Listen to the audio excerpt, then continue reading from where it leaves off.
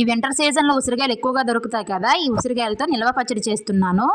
ఉసిరికాయలు నిల్వ పచ్చడి చేయడం కోసం 1/2 కిలో ఉసిరికాయలని శుభ్రంగా కడిగి పొడి క్లాత్తో తుడుచుకొని 10 మినిట్స్ పాటు ఎండలో ఆరబెట్టుకొని ఇలా ఘాట్లు పెట్టేసుకోవాలి. తర్వాత ఒక 40 గ్రాముల చింతపండును వేడి నీళ్ళలో నానబెట్టాలి, చల్లీలు వేయొద్దు. తర్వాత దాని గుజ్జు తీసేసి ఇలా ప్యాన్ నుంచి సపరేట్ అయ్యేంత వరకు ఉడికించుకోవాలి. తర్వాత ఒక చెంచా మెంతులు, ఒక చెంచా ఆవాలు, ఒక చెంచా జీలకర్రను దోరగా వేయించుకొని మెత్తగా పౌడర్ చేసుకోవాలి. కడాయిలో పల్లి నూనె తీసుకోవాలి. పల్లి నూనె అయితేనే పచ్చడి ఎక్కువ రోజు నిల్వ ఉంటుంది. ఆయిల్ వేడెక్కాక ఉసిరికాయలను ఎల్లో కలర్ వచ్చేంత వరకు ఫ్రై చేయాలి. అదే ఆయిల్లో ఆవాలు, జీలకర్ర, వెల్లుల్లి రెబ్బల్ని, ఎండుమిర్చిని కూడా వేసుకొని వేయించుకోవాలి.